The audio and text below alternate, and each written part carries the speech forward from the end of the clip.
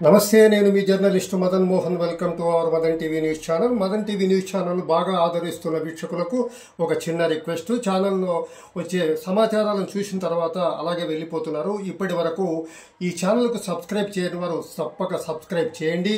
మీకు తెలిసిన మరో 10 మంది చేత చేయించి మన మదన్ టీవీ న్యూస్ ఛానల్ పురోగతిలో మీరు భాగస్వాములు కండి. ఇక తాజా ప్రాధాన్యమైన సమాచారాన్ని పరిశీలిస్తే, ముఖ్యంగా కారణం ఏమంటే ప్లాస్టిక్ నివారణ, పర్యావరణాన్ని పరిరక్షిస్తూ ప్లాస్టిక్ నివారణ చేయాలనే ఉద్దేశంతో ఇంద్రమ్మక్క గారు దాదాపు 2.5 నుంచి కూడా కసిగా తిరుగుతున్నారు. ప్రతి ఒక్క వ్యాపార సంస్థలతో కూడా సమావేశమై వాళ్ళతో కూడా ఒప్పించి, వాళ్ళు కూడా అక్కగారు చెప్పిన వెంటనే మేము ప్లాస్టిక్ నివారిస్తాము, మాకు కొద్దిగా టైం ఇవ్వండి అని చెప్పారు. వాళ్ళు కూడా ఈ జనవరి 15వ తారీఖు నుంచి బనగానపల్లిలో పూర్తిగా ప్లాస్టిక్ నివారణ అనేటువంటిది ఉంటుంది.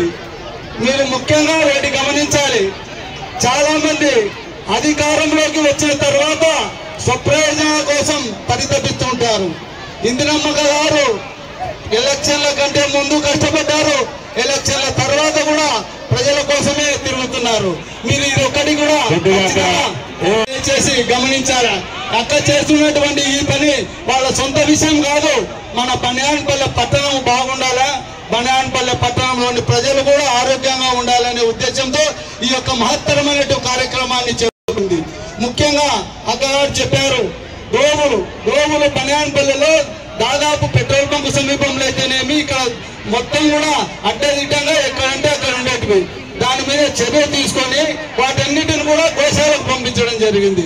గోశాలకు పంపించడమే కాకుండా వాటి యొక్క బాగోగులు కూడా అనునిత్యం కనుక్కుంటూనే ఉంటుంది.